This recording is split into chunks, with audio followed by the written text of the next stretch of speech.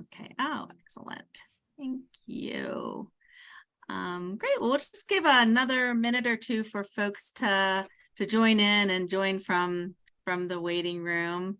So nice to see everyone today. It's great. Let's see. And again, just going to, I love Breck. I love that. That's a good that's a good photo on your picture. Great. Well, I'll go ahead and just get started.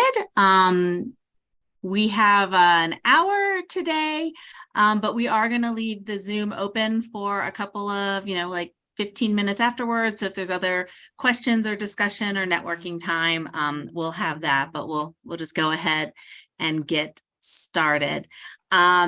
Great. So thanks for joining our Shared Site Learning Network meeting today. I'm Sherry Steinig with Generations United. If everyone just wants to take a second to look at it looks pretty good, your names on Zoom to make sure that it's what you want to be called, because when we're going to be doing introductions, Nancy will be calling folks out by the name that she sees on the screen. We are recording these sessions and have been sharing the links to these recordings in the emails that we send out to network members. If you're not getting those emails, please send a message in chat to me, and I'll make sure I add you to those lists that they go out. We're always fun trying to manage email lists and how that information gets out there.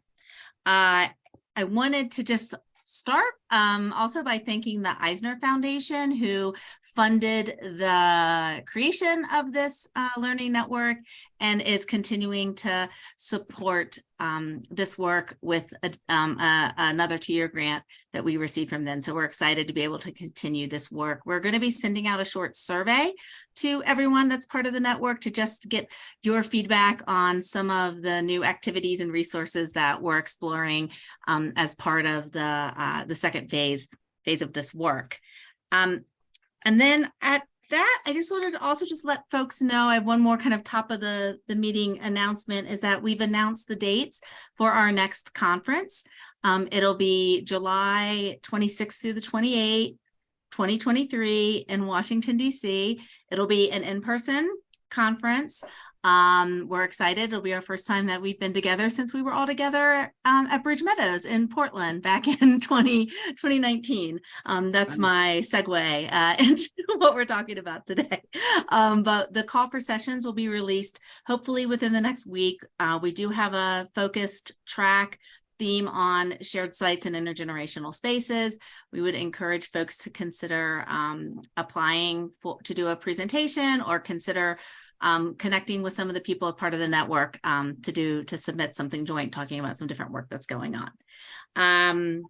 And then I'm trying to think if I added a couple little notes. Oh, so I'm going to turn it over to Nancy in a second, but as we're going through the presentation today, if folks want to use either put questions in chat, we'll be monitoring that.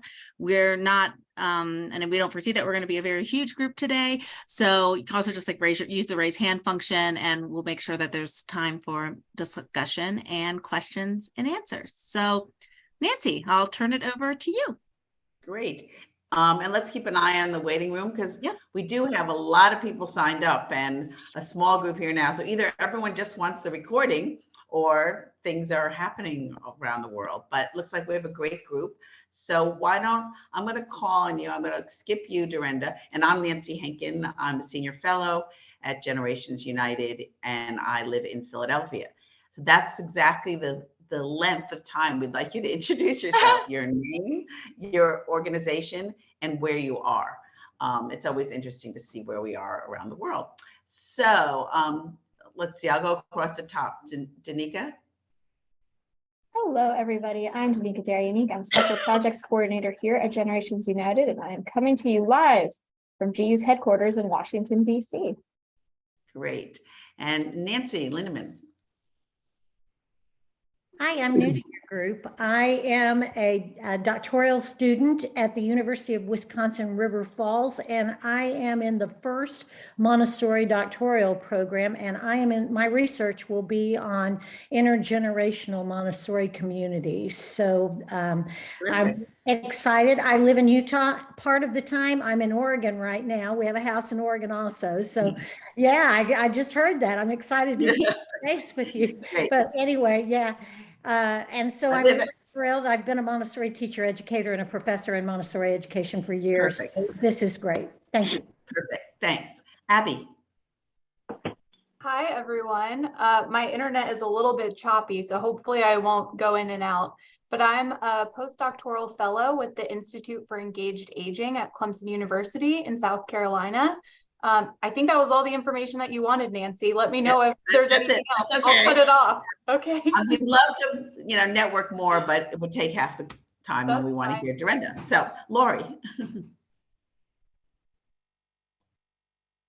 Hi, I'm Lori Marks, and I'm with Link Generations, which is a program in Maryland, so right near DC.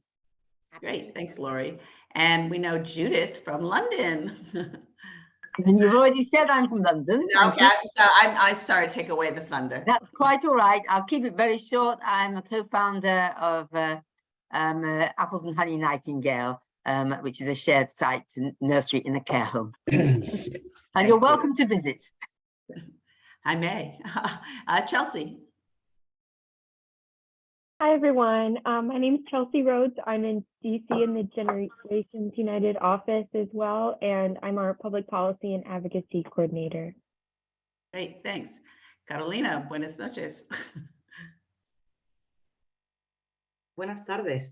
Tardes noches. Not that late yet, right? Okay. Muy bien, muy bien. Hello, everyone. I'm Carolina. I'm part of the Microsoft Chair in Intergenerational Studies at the University of Granada in Spain. Great. Well, welcome. Jennifer. Thank you. Hi, it's Morning here. I'm in Oakland, California, early childhood educator looking for a senior community to partner and start a shared site. Great, thanks. Hello, Matt. Oh, hi, I'm Matt Kaplan over at Penn State University in State College, Pennsylvania, also known as Happy Valley. Historically, the reason why it's happy is that during Depression times, people noticed that people seem very happy, probably because the economy is around the university. So we got the term Happy Valley. So we have shirts with Happy Valley on it. Anyway, I just wanted to squeeze in a story. Okay, that's good, Matt. Thanks. Netta. Good morning, Neda Naruzi. I'm in the University of Texas Architecture School. Thanks, Netta. Now we have 1503 505 at the end. I don't know who that is. So can you reveal yourself? Is that anybody? That might be me. I'm Terry McKenzie, and I'm calling from Portland, Oregon. I'm working with Northeast Village, and we recently voted to merge with Northeast.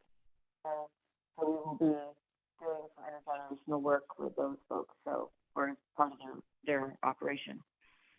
Great. We're having a little hard time hearing you, but hopefully it will clear up as we move forward. Thanks. Lisa. Hi guys, sorry my video's not working this morning, but I am Lisa Armeo, and I'm the CEO and founder of Montessori Intergenerational Learning Communities in Denver, Colorado. I hope Lisa and Nancy know each other or are going to get to know each other. This is a perfect example of why networking and networks are so important. Great, thanks. Now I have Chelsea again, but I've gotten you already. How about Deanna? Hello, my name is Deanna Borg. I'm with Lutheran Family Services in Lincoln, Nebraska.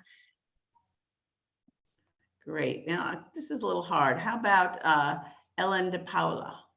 Hi, good afternoon. I am the Deputy Director for Fuller Center. We are on the process of launching an intergenerational site with a child care and a senior center in Florida, Boca Raton. Great. And are you doing okay with the hurricane?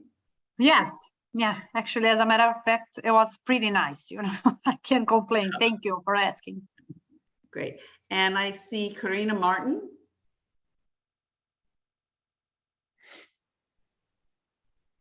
Karina, can you get on the video?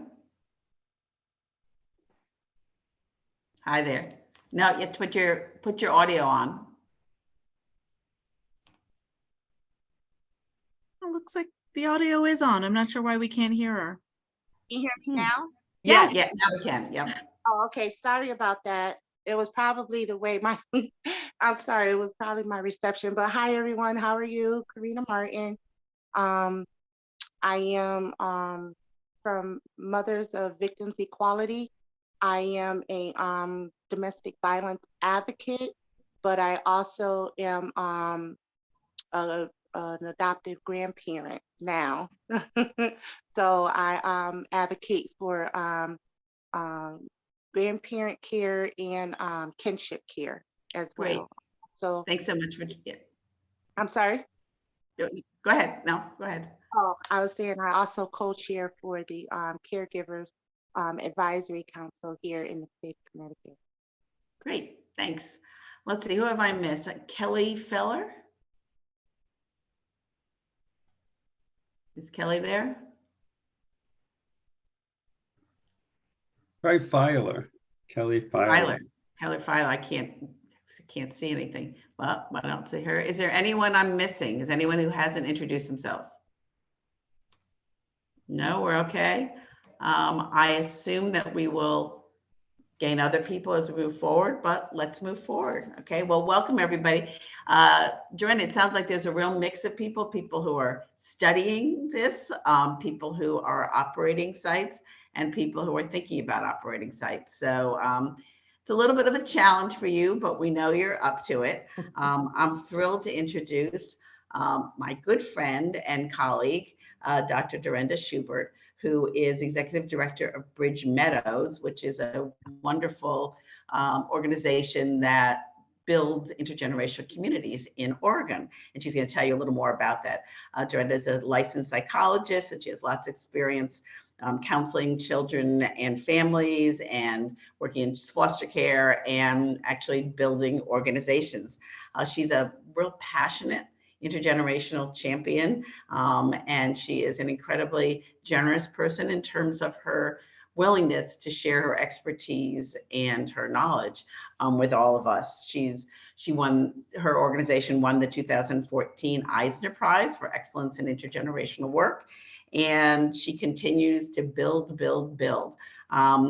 Her assistant sent me her bio, and I'm not going to read you everything, but it's very impressive. But what was really impressive, because of the topic today, it says she has raised, $50 million to create the communities, raising $2 million for annual operations and overseeing and managing $60 million in assets. So if that doesn't make her really, really perfect for this workshop on fundraising, I don't know what does. So Derenda, welcome. She's going to talk for about a half hour, and then we really want you to use this time to ask your questions. So she has an enormous amount of experience and knowledge, and we want you to be able to take advantage of it. So Derenda, take it away. Thank you, Nancy. Thank you, Sherry, and to all the GU team for having me here. They're our buddies, so these are like my good friends. They asked me to show up today, so thank you. And she shows up, right? Yeah, well, and I could sit and talk to all of you for a long time, so I'm gonna I'm resisting the moment to go. So tell me more to each and every one of you. So here's what we're going to do today. I'm going to just talk for half of it, because a lot of good material comes when people ask me questions that I may have forgot to include in my materials.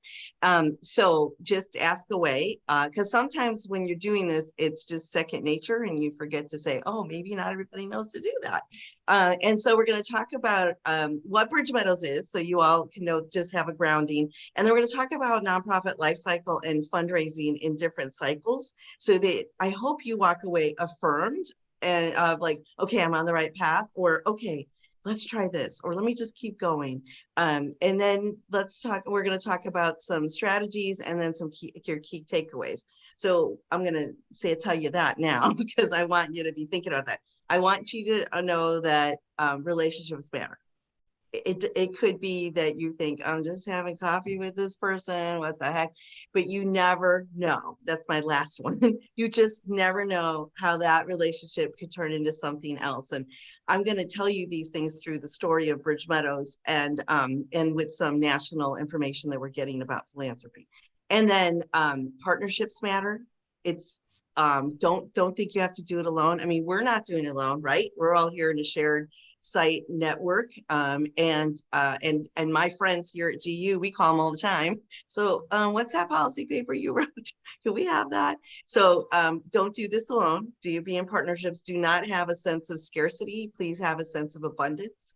And I'll explain that in a minute. And let's just take it away. Okay. So I have a PowerPoint, but only just to show you pictures. And what's behind me right here is our very first Bridge Meadows that was created in 2011 during the recession, and nobody heard of it before. I know, kind of crazy. My friends who, I was leading a very large nonprofit organization at the time as a chief operating officer, and like 500 staff and millions and millions and millions of a budget. And then I took this job and they thought I'd lost my ever-loving mind. They didn't tell me that till much later, till these buildings were up. But it's because I deeply believed in the power of intergenerational solutions. So to my friend here from University of Texas Architecture School, this is all built with trauma-informed lens, and lots and lots and lots of windows. And we commingle the elders who are 55 and older with the families who are working with children who left adoption, left foster care. But let me roll it all the way back. Bridge Meadows creates, let me bring it up so I actually say it right. We're gonna go right here. Bridge Meadows creates and inspires intergenerational communities, enriching the lives of children, families, and elders. And the families who live in our communities have all been impacted by foster care. And Karina, they're you, their family, grandparents raising grandchildren, and aunties and uncles. We do have a few families who are not non-relatives. And and you can see this beautiful family. I could tell you lots of stories about how wonderful they're doing, but we're going to move over because we only have so much time. And so some of our interventions are housing stability. There's a very low turnover rate in our communities. We provide therapeutic services. Each of our communities has a mental health specialist on site to help knit the community together and to address any crisis that's going on within the community or among a family or an elder. And then they also help find resources so that our families and elders can have access to support that they need. And everybody who moves into Bridge Meadows knows that's the glue. The glue is that we will all support these children to live safe and abundant lives. And that gives the elders meaning and purpose to show up every morning. And it gives the parents some relief that there are other parents who understand their lives and they have a whole network of people willing to support them. One of our kids said, I go to school and my friends have 2 grandparents. I got like 42. And so that gives you a sense of how we do this. There's mentoring and tutoring by the elders. There's all kinds of intergenerational recreational activities, as well as age-specific recreational activities. There's educational programs like this is what depression looks like in children. This is what having trauma in your life looks like for people. And here's how to manage it and find some sense of peace. And basically, I just want you to think about it as neighbors helping neighbors, as our dear friend, Dr. Brenda Ehart, who created this whole idea. She's written a book about neighbors helping neighbors. It's really about bringing people back together, and the healing is the community, not the doctors, not the social workers, but the community, because those who are living the journey know what they need. And I say we're the prop masters in the show. We come alongside and provide that support with beautiful housing and social services. So these are the outcomes that we measure are stability, housing stability, resilience, permanency of family, flourishing and acknowledging the protective factors of our Bridge Meadows communities, and then emotional well-being. And we do that for all 3 generations. Amazing. And they have positive outcomes, low, very much housing stability. You know, it's common sense that if you have good housing, you have good health, or your health is better. I don't know why we have to do big research studies on it, but there are big research studies that now support the common sense. And this is Bridge Meadows when it first opened. I might want to update that picture, but if I did that, you couldn't see the community from this angle. This is we have 3 communities right now. Our second one opened in 2017 in Beaverton, Oregon, which is the home of the Nike World Headquarters, if anybody likes the Nike gear. And they're 5 years old now. And then our most recent community opened in Redmond, Oregon, which is on the other side, east side of the mountains. And it's sunny there 300 days a year. And that's important because it's not sunny 300 days a year in Portland, Oregon, where I live. And so the community invited us in. And so this is a great story about you never know. So I'm going to pause here and tell you that.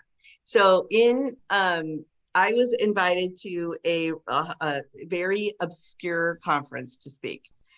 And I speak because I want everybody to be adopting this idea that intergenerational living and programming is what's going to heal the world. So I will speak.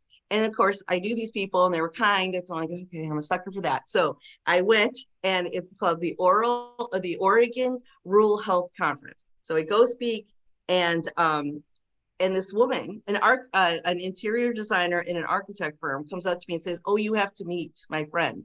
He would love what you're doing. And he lives in this area of our state." So we did. He came over to see us on his private plane, and in the end ended up giving us a ton of money to create this community. And I walked away thinking, oh, she calls me, whatever, whatever. And here we go. This is the reason. That little moment was the reason we're in Central Oregon with this beautiful community. Okay, so let's turn to, that's Bridge Meadows. And the first one built in recession, the second one built when everybody was back together, and the third one built during a pandemic. I guess we do well in craziness, because we got one in recession and we got one in a pandemic. And it came out of the ground on time. We give ourselves a month buffer, and we ate it 2 weeks into that buffer, but we still were on time. So, okay, so many of you are just dreaming about your beautiful program and your beautiful ideas. I'm loving hearing all the Montessori, because I think there's a beautiful blend of the principles of intergenerational being and Montessori. So I'm excited to learn more from all of you as you go on that journey. But one book I would love to recommend to you is called Nonprofit Life Cycles. And this book does a wonderful job of explaining what each life cycle of the nonprofit, what you should be doing with regard to managing it, what governing it, revenue stream, and it's kind of like a map to your success and to affirming what you're doing or to help you course correct. And we are using this right now, and it's really helpful because we were in a startup zone when the one behind me was built. And then we were into an emerging zone, which I'll talk about in a minute. And then we are now in growth. Like, we should be a case study in this book for a growth. And I have found this book very helpful in that it helps me know, okay, we're on the right track. Okay, we're not, okay, yeah, other people experience that. And I just think it's good to know that, because sometimes there's no map for us, everybody. There's not like, here's the intergenerational map to create your program. Good job, way to go. We are creating that together. And so know that, and we need to rely on each other for how did you do that, and asking questions. So we'll do that in a little bit here. Okay, so here are the some of the areas that for sustainability that are talked about in the book. What's your impact? How do you maintain your brand? How are you operating? And what are your revenue? And the core of it all is, how do you maintain your culture and have the appropriate level of governance. Like, how's your board behaving? In the beginning of Bridge Meadows in 2011, we had, when we had nothing, it was just a pile of dirt behind me. We had a board member writing the checks to the, vendors, like, oh, we're going to go do a gala. Here's to the caterer, because that's where we were developmentally. Now we have an entire staff who does that. But so just to give you a little sense of that. Okay, here is I think this is a really, I love this graphic because I share it with the board to demonstrate where we are developmentally and what we should be investing in. And you can see that in the beginning, a startup, which a lot of you are there, you got your idea and you are trying to develop your core program. That is your job right now. And then as you move on to growth, which is where Bridge Meadows is right now, because our dream is to have Bridge Meadows everywhere across the nation and beyond, but we're going to start with the West Coast. We are deeply in infrastructure development, and that takes some money. And then you can see as you sustain, you do impact expansion, but you don't want to go see that decline thing. We never want to see that, folks. And you want to renew yourself and have new programming and new ideas or new partners or new locations. You just, as we all should renew ourselves, our organizations, think of them as a person. What did they need? I often say that Bridge Meadows is an adolescence going off to college, and we sometimes are wearing the wrong size clothes. We need to fix that. Okay, this is a chart that I thought was helpful. It's not easy to read, but you can. I will give my slides to you guys so you can have it. But what I liked about this chart, and there's a bottom layer missing because I was trying to make revenue larger for you guys to see. Obviously that didn't help it happen, but basically what you can see is that most of your gifts or investments are in startup or an idea phase is in kind. Then in startup phase, it's really hand to mouth. You're worried about, am I going to be able to pay for that? And it's usually coming from individuals who know you, your family, your inner circle, people who love your idea, who want to help you get across the line.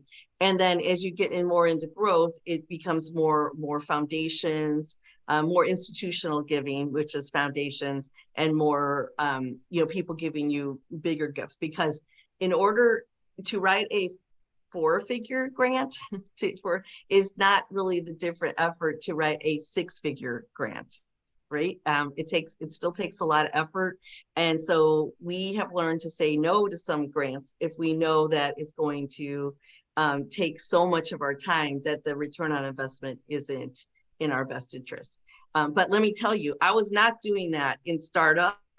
It was like every grant needs to be written, go and send it out, because you just never knew. And we weren't at a place of stability yet with our relationships that that allowed us to go, oh no, thank you. So all right, so let me start with, here's what was going on in startup. Here's what the money looked like. And this was to build the communities. So I don't want to spend a lot of time here because I don't think a lot of you are building buildings. I think you're operating. So let's go there because this will be more meaningful for you. So what were we doing in startup? Where was our money coming from? Local foundations who aligned with our mission.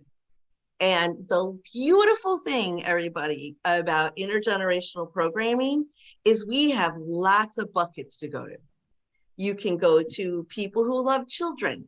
You can go to people who love elders. You can go to people who love innovation, or I heard Montessori, childcare. That is the beautiful thing about intergenerational programming. And when I was in the world of mental health, and even though I did a lot, I helped the fundraising team a lot. I would go tell story a lot. It was way harder to raise money for that, even though most of the people in the world know somebody with a mental health condition. It is much easier to raise money for intergenerational programming because of the plethora of opportunity. Sometimes though, that blessing is cursed because you're like, I can't go to one more meeting. Wait, I have to go to elder meeting, child, because we don't have an intergenerational system. yet. Because I believe that all of us are going to be able to show the power of that and eventually create that. And Generations United, I know that is their vision as well. And I'm coming alongside that. And Nancy's been doing this forever. And it is our mentor, and she's going to keep, giving us fire for that. So anyway, you can see in the beginning, it was local foundations, corporations, again, who aligned with our mission, or we knew them, like Regions, Blue Cross Blue Shield. Our board chair was from there, and she would go to her, her boss and get a donation.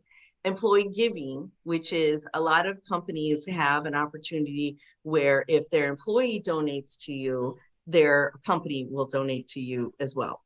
And then a whole lot of talking, a whole lot of gathering people together. Events. We had a fall gala and a spring luncheon. We had spring and fall appeal letters, which is, hey, here's what's going on in the world of Bridge Meadows. Would you love to be a part of this? Invest in us. And then on my part, lots of coffees. Thank goodness Portland's known for its coffee. Happy hours and lots of lunches with people just telling the story. I joke that I would be in the grocery store aisle and somebody'd say, oh, what do you do? Well, here's what I do. I mean, I talk about Bridge Meadows all the time. And now my family talks about Bridge Meadows all the time. And it just goes back to, you never know who you're talking to. And you're having so much blood, sweat, and tears, and effort, and tenacity, and perseverance. Be proud. Talk about it. Just share. And your enthusiasm will be contagious. And we have a solution that makes sense, everybody. We are solving so many social determinants of health. If people can go, oh my gosh, that makes so much sense. Of course. Now I have gotten, what do you mean? Older people want to live with kids? And then I say, yeah, because our waiting lists are 2 years long. There's my evidence. And I'm sure some of you might get that along the way, but you can use, well, actually, here's some data from the research world, and then you can use us as an example that we can't build them fast enough for people to live at Bridge Meadows. Then we had some earned income, which was rental income, which makes everything always look beautiful for maintenance. And then we got a teeny tiny amount of what's called developer fees. When you create a community, some money comes back to you from the construction budget for your expertise. We got wiser about that, you guys. All right, so if I was going to do a picture, here's what it looked like. And Nancy, you're going to be my timekeeper, okay? And so here's what it looked like in the beginning. Look at all that private money and then teeny tiny slices. Philanthropy will fund innovation. Government dollars will likely not until you have some proof that it works. Okay, now what happened during our emerging years? Now what was interesting is because people saw that Bridge Meadows actually worked and wasn't just this cute idea, they were willing to come to the table and invest in us. And it was the first time when we created them, it was the first time that we had federal money. That's what the federal home loan program is. And the first time we held a mortgage. The other one does not have a mortgage. Nobody would give us a mortgage. So all of that was fundraising. We raised it cost $13 million. And so between what the federal government, the state government would give us to build it and all of our fundraising, we raised $1.3 million in the middle of recession. That's what created Bridge Meadows, number one. So number two, which is in Beaverton, this is what's going on in the world, right? People are feeling better. You got to kind of look at what's going on in the world. The economy is better. People are back to work. The recession is behind us. And so now people are willing to invest and give money. So here's what happened with philanthropy. We expanded to getting philanthropy from out-of-state foundations, like the Weinberg, Harry and Jeanette Weinberg Foundation and the May and Stanley Smith Charitable Trust. So for those of you working with youth, and I don't know how far the May and Stanley Charitable Trust, I don't know what their geographic location expanse is, but if you're in California or here on the Right. West Coast, they'll invest in youth programming. So think about that. And this is what I mean about abundance. I am going to tell you who funded us, because I want you to be successful, because if we're all successful, that means more children, elders, and families are going to have a bigger safety net. Partner with people who have that belief. There, sadly, at times in the nonprofit world, there is a scarcity mentality. Like if I tell you, if I introduce you to this donor, you're going to take my donor. I hope you can walk away from that and think about abundance, and that there's plenty of money, and I just have to find the right people to invest in me. Okay, or in what I'm doing. Okay, so then also corporations got more, we had more, our board changed. Our board became much more sophisticated. People that were in vice president seats, which then allowed them to have more access to funding dollars. And then again, the same thing with events and appeal letters and lots of talking and tours galore. Tours, that is one of the benefits we have about our intergenerational programs, is we can bring people in to see the magic that's happening. And I have yet to have an experience where I haven't had a person go, man, I love this. I want to be a part of that. I would have loved this when I was a single mom, to have had this community wrapped around me. You know what? My mom would benefit from living in a place like this. I love it because people can really relate to what we're doing. Okay, so then earned income, the rental income again, and then our developer fee got much bigger, because we said, hey, we're bringing a significant amount of expertise to the table, and we got wiser, and it was much bigger than in the beginning. The first one was like $183,000. That is a lot of money, don't get me wrong, but when you know that it's $13 million to create it, and you get that, it's like, and the developer, I mean, the real estate people who helped us got like, 800,000. That's the comparison. But this time we got over $500,000. Okay, so let's see, what does that look like in a picture? So you can see that the growing places are the developer fee, the earned income. The orange and the gray is getting bigger, and philanthropy is getting a little smaller. Now, I worked for an organization who 70% of their income came from a governmental source and 30% came from philanthropy.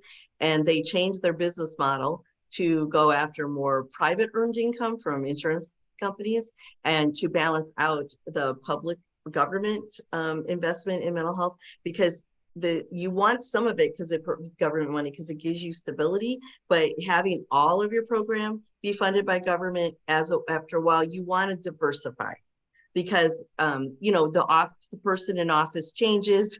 There could be, the winds of investment could change based on who's in charge. So having a balance of it would be having some government, and then philanthropy to me is the best way to go. Okay, now we're in growth. So we're getting, we have, for operations, we actually have government contracts now. It took 8 years for the state of Oregon to recognize that perhaps the Child Welfare Office perhaps should invest in Bridge Meadows, because they're supporting families impacted by foster care. And the first grant they gave us was, a year grant, and then they upped it the next year, and now we have a multi-year grant. And that was years of me going, hey, hi, in my doctor voice, though, not in that Derenda's your friend voice. Hello, let me show you the outcomes we're having. Let me show you the impact we're having on the folks you serve. Let me show you how children and families are not returning to your care or your involvement with you because they're having stability here. And here's the millions of dollars this organization is saving you. So are saving our community, saving our state. And more importantly, the youth and the families are living healthy and safe. And our children, there's children who will say to me, Derenda, who's those foster kids you talk about? First of all, I don't say it that way. I say children who experience foster care, but they shortened it. And I love that. I love the day that a child said that to me, I called my husband in tears. And I said, we did it. That the fact that this child is a child and not a system. It makes me go on and on. I could go on and on every day. So let's do 5 minutes and then we'll get questions. Okay. So let me see with this. Okay, we don't need to do that. All right. So here's what this looks like now. You see that the earned income and the rental income is bigger because we have 3 communities, but know that we just use a very small amount of a rental income for operations of the social programs. The most of the rental income is all of it is to maintain the communities to be beautiful. It's very important that they're beautiful because when you live and work in a place that's beautiful, you know you're worthy. And so you can see now we're getting this nice balance of government contracts and philanthropy. And then here's what it looks like if you compare the 3. You see how the blue gets a little bit smaller and other things grow. There you go. So what I want you, would love for you to just take away from this is 1, go buy that book, and especially where you all are, that will be a very helpful book to you. To me, I've taken it as my checklist of the things I have to work on.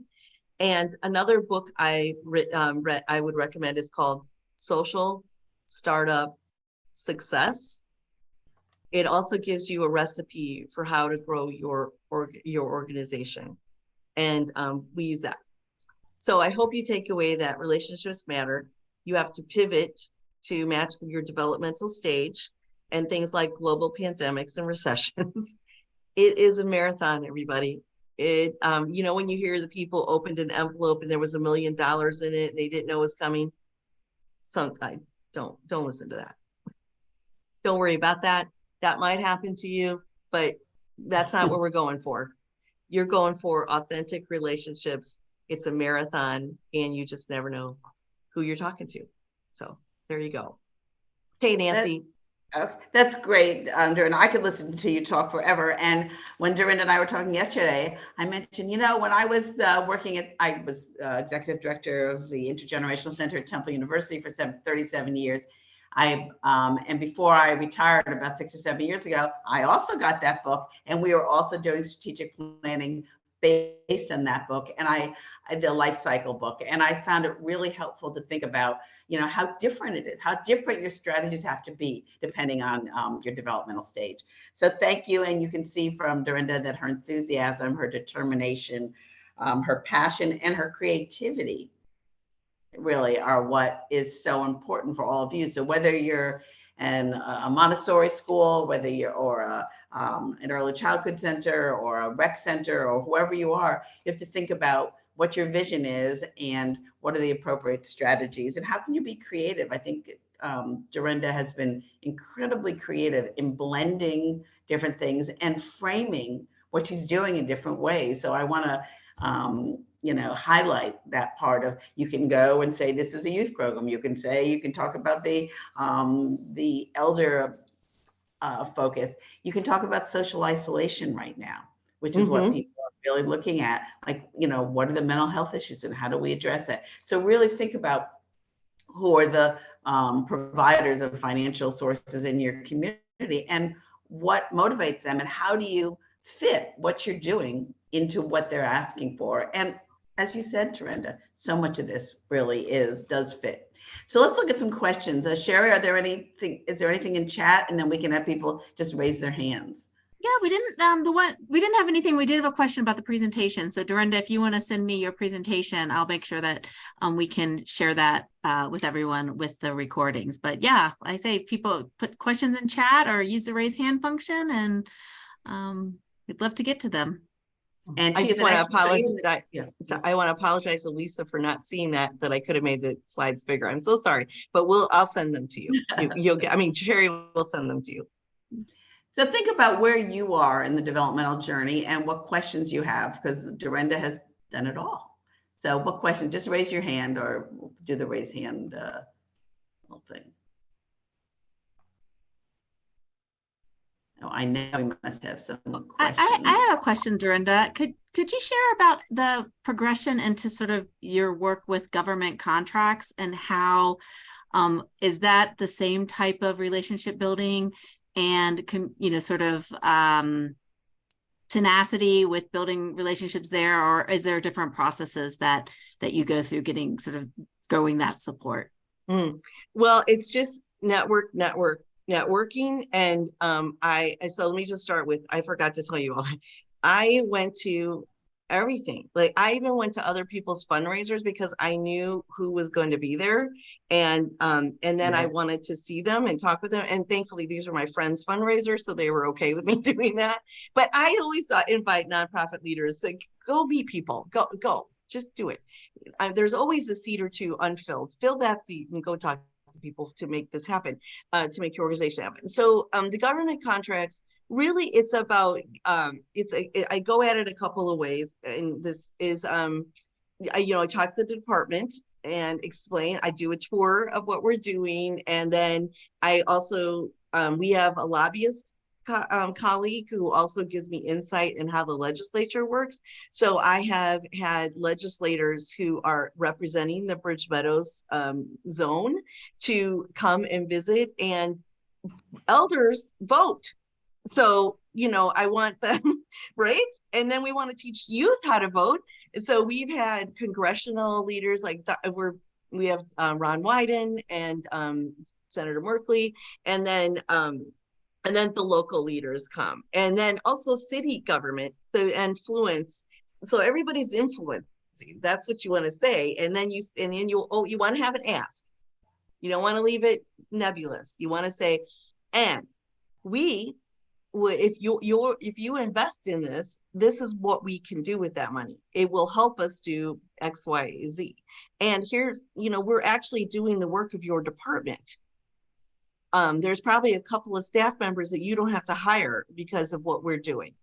So let's partner together and do that. And so that's the strategy there. But you see the theme: partnership and strategy, and then networking. And Nancy, to your point, I wanted to just emphasize the partnership part. We did this extraordinary crazy thing we did. We did a joint venture with a nonprofit organization and created housing for young people who left foster care at 18 with no family. And it's adjacent to the community behind me. And that relationship and what we were doing led us to a significant donor who said to me, Derenda, if I partner with you, you will make my dream come true. And okay. And I can still feel her hand on my arm. And she was in her late 80s, and she donated $2.5 million to that endeavor. That's great. Yeah. So. Yeah. I mean, just to continue with that, when you're working with individual donors, it's so important to understand their motivation, understand what they want to get out of this. And yes, they're helping you, but to touch that and to touch it in a very poignant way and compelling way is really important. So you helped her at her late years achieve her dream. You got a lot out of it, but it's really important not just to sell what you want, but to understand how is your donor going to benefit in a lot of ways from their donation to you. Other questions or comments? Hi. I have a question, Derenda. Yes. Hi, Elena. So you are so inspirational. So thank you so much for sharing this with us. I guess I have two questions.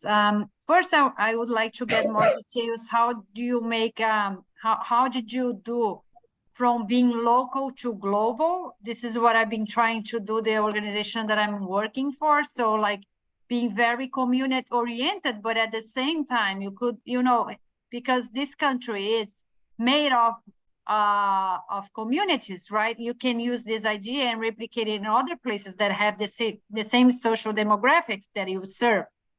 And another question that I have for you, it's so great that we can tap to different sources of, fundraising, for example, children, but at the same time, seniors, but also on the other hand, it's very convenient for donors because they are waiting to see if you can get money from one source rather than from their own pockets. So how can you, Yeah, It's Elena, the you're prisoner's dilemma, right? Like yeah.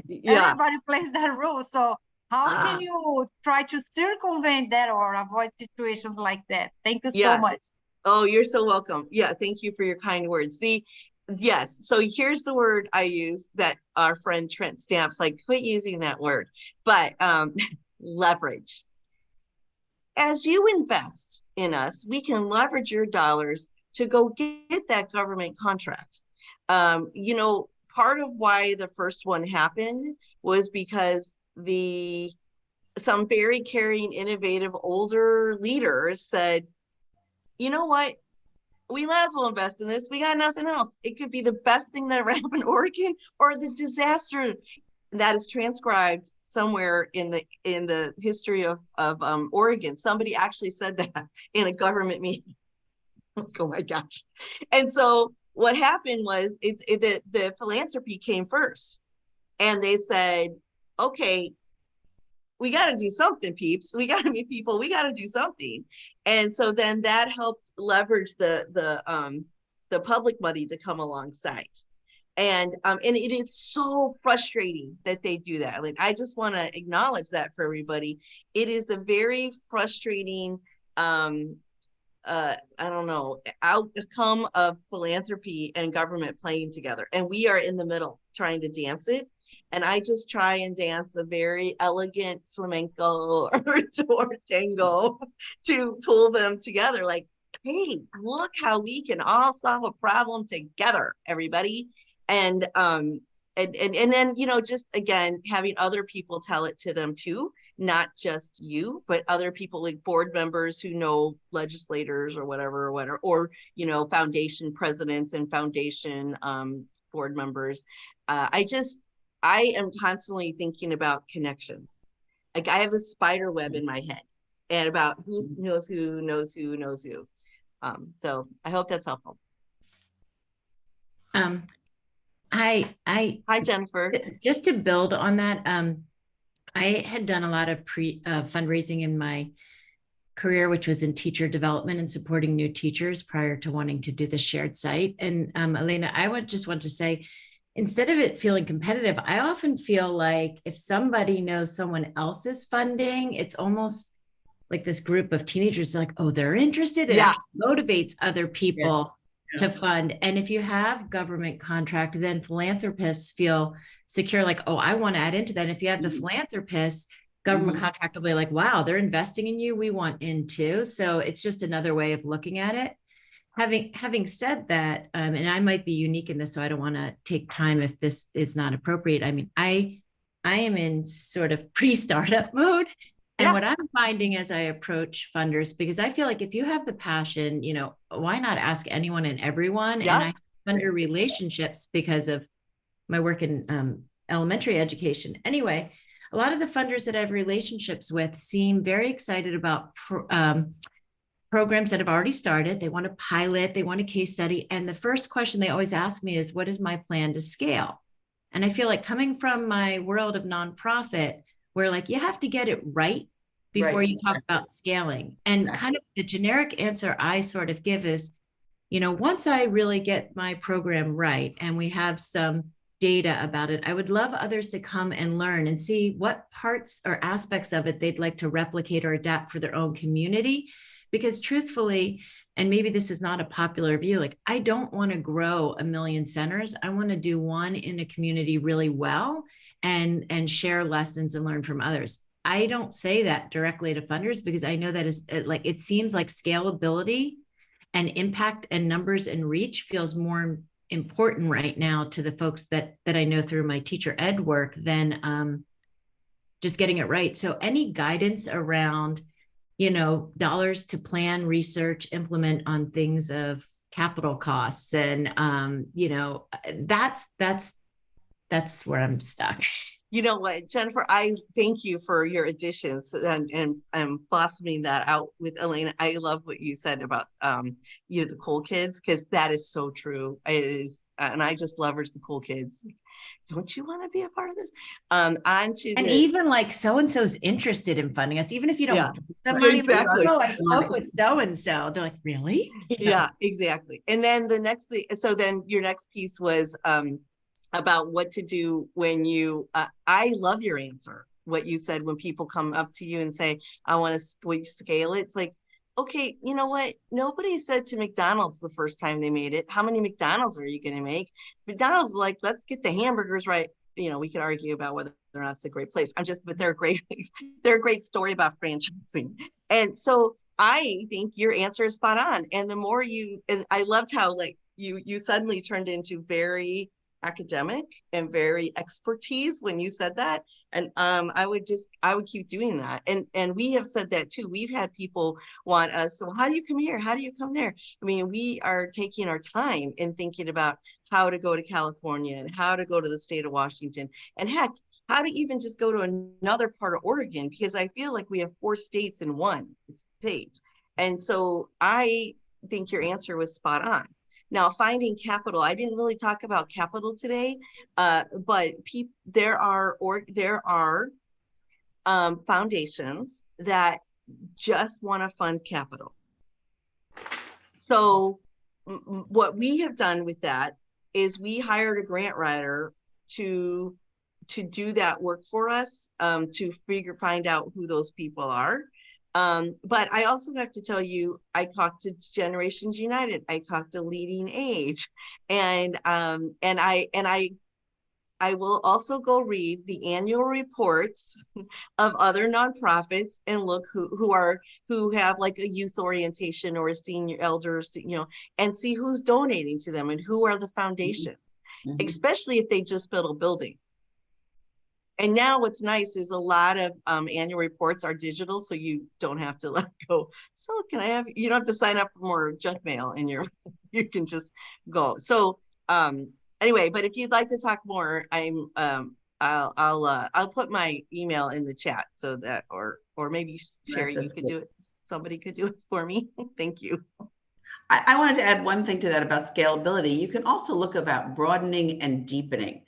So I've done that sometimes, so that you can say, okay, we're going to start with X in our program, but we're not interested in necessarily going to Portland, going to all these other places, but we want to add services, go deeper, make sure that our outcomes, you know, are really strong. And so that's another way of helping people think of scalability, not just broad, but deep.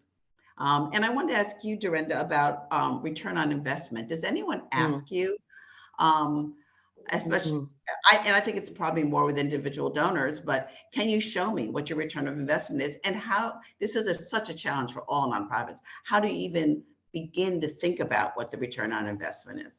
Yes, well, we to your point too, Jennifer, I meant to add, we get asked all the time, oh, it's only 30 kids per community. That's a lot of money for 30 kids per community. And I'm like, it's 80 people and it's lifelong.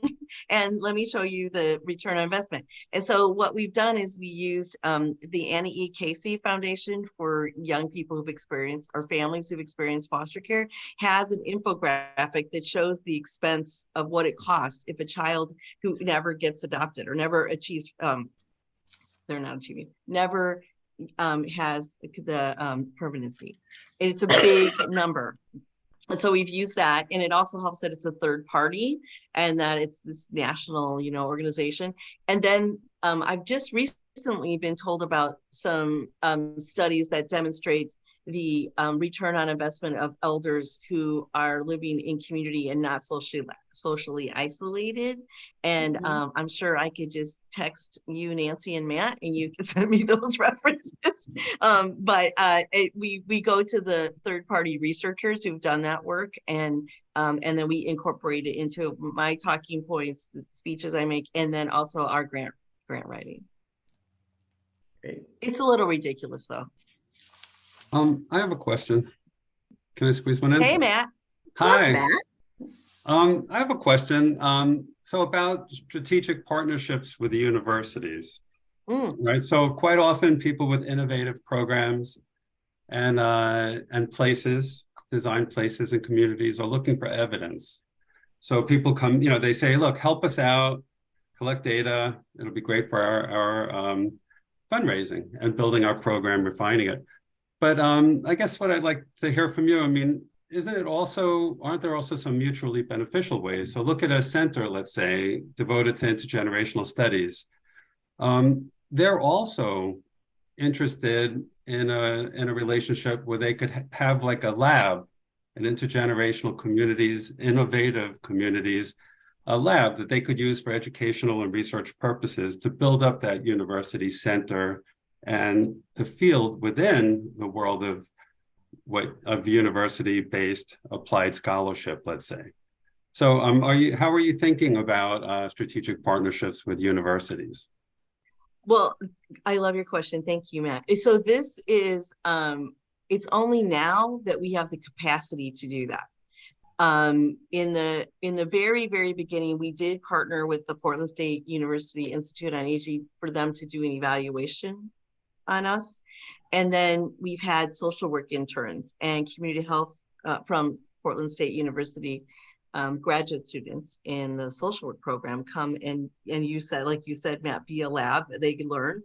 And we've also had Oregon Health Sciences University community health nurses come and dietitians come to learn what it's like to be with different generations and all the things you learn. It's only now that, so those were kind of transactional, if you will. It's only now that it feels more relationship, longevity. Hey, what could we do together? Because we're working with the Institute on Aging and urban folks on a program called something about neighborhood storytelling. And that feels like they got a grant and they said, hey, Bridge Meadows, we would love to partner with you. And that feels like it has longevity, but we have staff capacity now. Earlier, we did not have staff capacity. So I think it's just about about timing of it.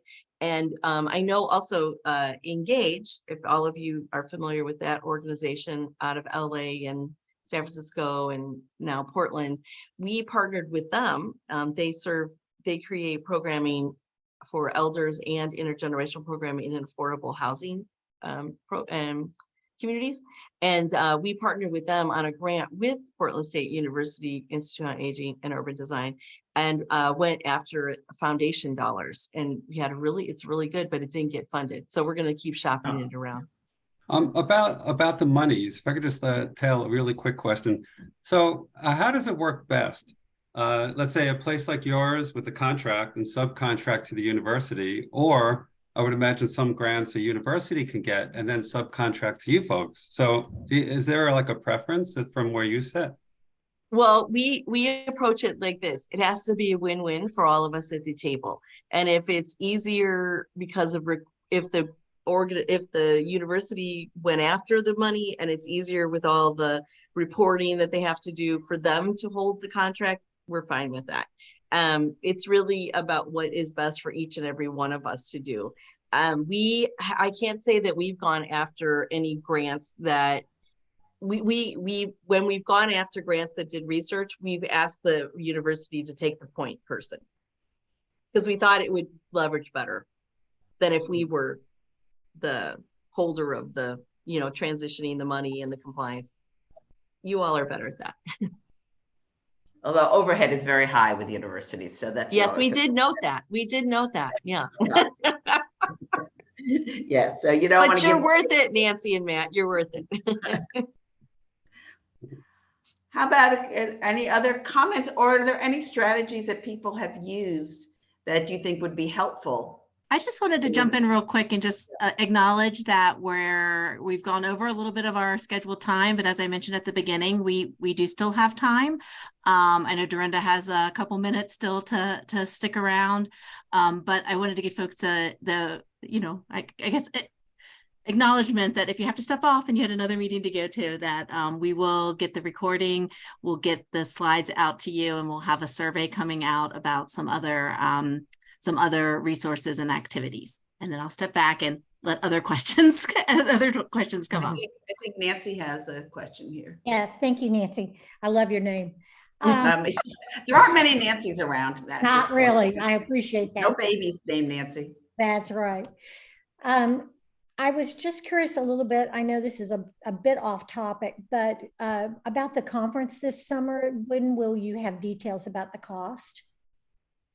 That'll come out with the call for proposals. We're trying to finalize all of our contracts right now. So hopefully in the next week or two. Okay, great. Thanks so much. I appreciate that. Any other comments? Or we do have people. Oh, yes. Who is that? Lori. Lori, hi. Lori. Okay, Lori. Hi, Lori. I feel like this might go back a little bit to That's something. okay. It's definitely something you were talking about earlier, where you said to have a specific ask. And so so my program is more at an early developmental stage. I'm very anxious to read the books that you recommended. Thank you for all of that and all of your wisdom. And I was just wondering if you could give some examples about that. I'm at a point now where I think that my specific ask is really for money to pay staff because I'm doing all of this myself. But how do you approach that, or how would you recommend that for a smaller organization at the early stages? Well, we were there long ago and far away. We were there, and it was really, paying my salary because I was the only staff member at the time. And what I didn't focus on, that wasn't what I led with. What I led with was the vision. And then the vision, and then to make that vision come alive, we need to invest in the infrastructure. So I use that word. Mm-hmm. And that infrastructure will allow us to be successful and whatever your next milestone is, Lori, that's what you could say to get us to this place. And even if it's stability, even if it's stability could be the milestone. Because right now it always is like that. It starts around somebody's, kitchen table or whatever table, on a napkin. People talk like that, right? And then you now are at a stage where you have staff. So show your growth, show that success, and then say, now we want to take it to the next place, or step in our process or our success. And that is sustainability. And you are investing in that. Thank you. You're welcome. Oh, here's something else I wanted to say. It's interesting because the things that I think about back in the beginning and now where I think about where we are now, I feel like there's some similarity because we're now moving to this next level, and this was moving to the next level from idea to startup and now growth to sustainability. And here's something that I just want to offer up. I don't spend a lot of time with the people who say no. I don't have time to convince them. I don't go to the people who are excited about what you're doing. Go to the yes. Because you'll miss opportunities if you're so busy trying to convince the people who say no. You're going to miss the opportunity for all the people who want to come alongside your idea and your organization and you as a leader.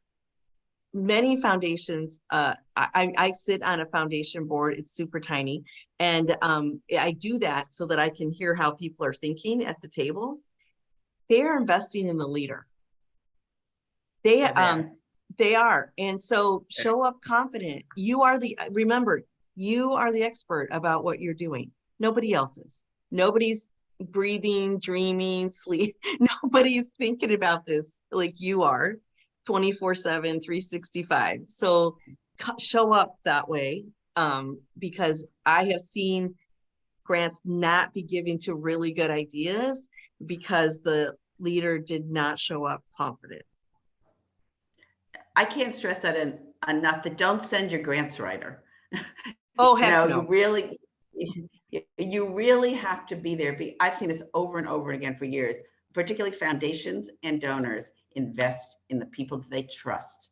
The people that they trust will move this idea from an idea to a vibrant program, and they need to really build that relationship with you. I can't stress that enough.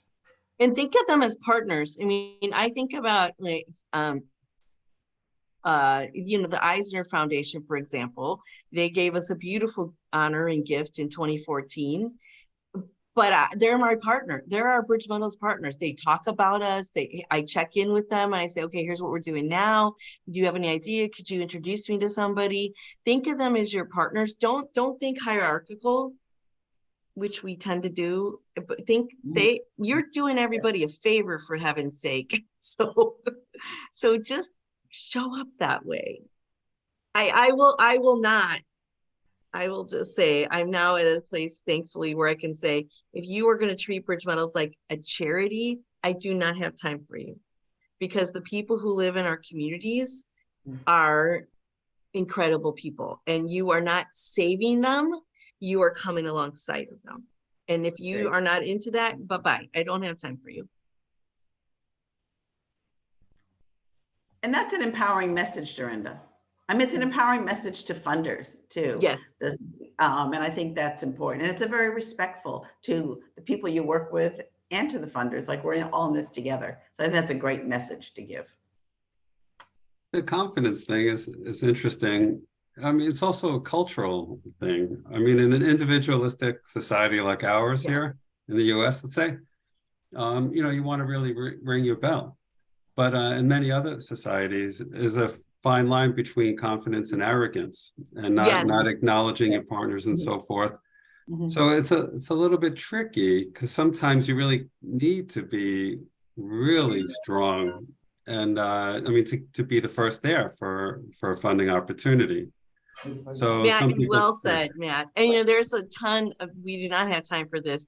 There is so much discussion in the world of philanthropy right now about trust philanthropy.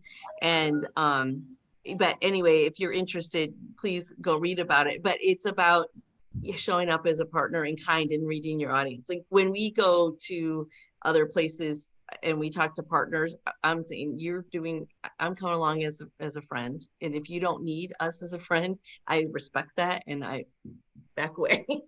But yes, it's about dignity, Elena, and Matt, you're spot on. And it is unfortunate that this is a competitive place we live in. I would like it not to be that way. That's why I'm encouraging you all to help each other and ask me. I'll tell you how we did it. I'll tell you who we talked to. I'll introduce you, so don't be shy. But that's kind of rare. I know. I find it's refreshing, but kind of rare. Yeah. I mean, one of my happiest outcomes was when I was going for a Fulbright grant to study intergenerational work in Japan. And I went there on my own to meet with the key person that I needed his okay. And what he wanted to hear from me, which I knew it, was when I write a book from this, I will include your name, his name, her name, and there'll be all of your names on it. It'll be a joint product.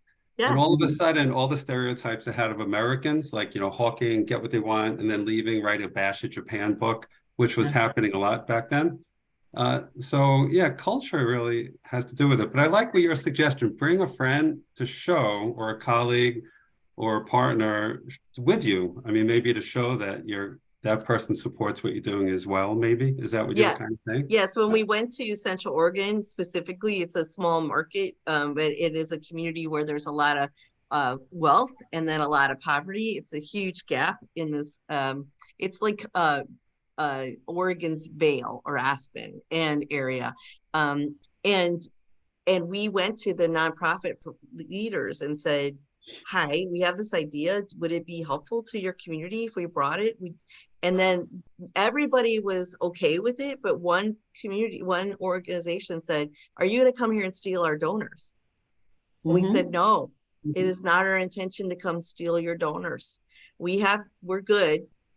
Here's how we fund our thing. And that turned the tide. And so, we got to be respectful of each other. Yeah. Well, what do you think, Sherry? Are there any other comments or questions? I would just add that, one of our values and beliefs at Generations United is trying to do what Derenda's saying, to basically, Derenda's been very generous with her time and her knowledge and her staff to share with other folks that are in different parts of this journey. So one of the surveys that we're going to be sending out is really what type of resources, Nancy developed our shared site toolkit, which is online, and we can put that, if you haven't had a chance to look at it yet, I kind of like promote that every time we have one of these calls, but we can put it in the chat again. That was again generated through conversations with people doing this work and willing to share their tools and resources. So as we're looking at what else could be helpful, we're all on this journey in a different place. We see the funding that we've received from the Eisner Foundation to support this network and growth. Bottom line, we want to see more shared sites, and how can we help make that happen? So again, we'll have the survey out there, but again, if folks have ideas or thoughts, you can just email me, and we're happy to collect that information, get that information out there, and see what we can do. And I just want to offer, if anybody's ever here in the Pacific Northwest, especially Nancy and my 503 friend, Terry, I think it was Terry, please, and any of you, I'm happy to share Bridge Meadows with you. So if I can't, I'm not doing it, one of my teammates can, but please know you're always welcome to come visit. How about live there? Yes. Matt, but it's a 2-year waiting list. So how long's the waiting list now? I can put you ahead all those other people. I could offer a tour quicker than I can offer a place to live. Oh, okay. Sorry, I got carried away. Oh, but put your name on the list. Who knows? Okay. By the time you get there, you'll probably qualify. There you go. Well, thank you for so this much. opportunity. Thank you so much. Thank you. It was great. Thank you, Derenda. It was Thank great, you all for Derenda. joining. Yeah, It was great to meet everybody. Good luck to everybody. Go get them. And we'll see you soon at our next network Yeah, meeting. we'll be probably in January. We'll look at a date coming up soon.